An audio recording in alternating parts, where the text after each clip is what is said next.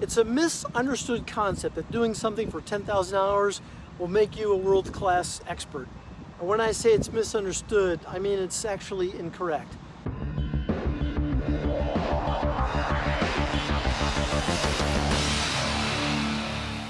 The so-called 10,000 hour rule has been popularized by the author Malcolm Gladwell and others, and it's based on work and research from Anders Ericsson, a professor and a researcher in psychology at Florida State University. In the book Peak by Anders Ericsson and his colleague Robert Poole, the authors explain how most people learn.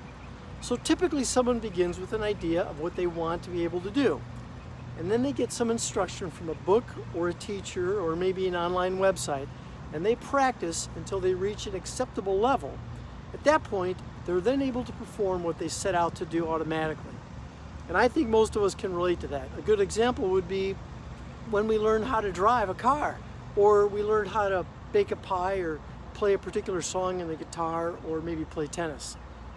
I was talking with Anders, and he explained that once you learn the task and then begin doing it automatically, the learning and the improvement actually stops, concludes, ceases, ends. You have had your driver's license for 30 years, or maybe you've baked 10,000 pies, or you've played a song on the piano countless times, but you're actually not getting any better. In fact, studies have shown that doing something for a longer period of time, say even 25 years, could be driving or practicing medicine or playing tennis, it doesn't matter. But you're actually not any better than someone doing it for just 5 years. In fact, you'll likely be a bit worse than if you've been doing it for just 5 years. Because when there's no improvement, there's actually deterioration. And that by itself is really important to understand.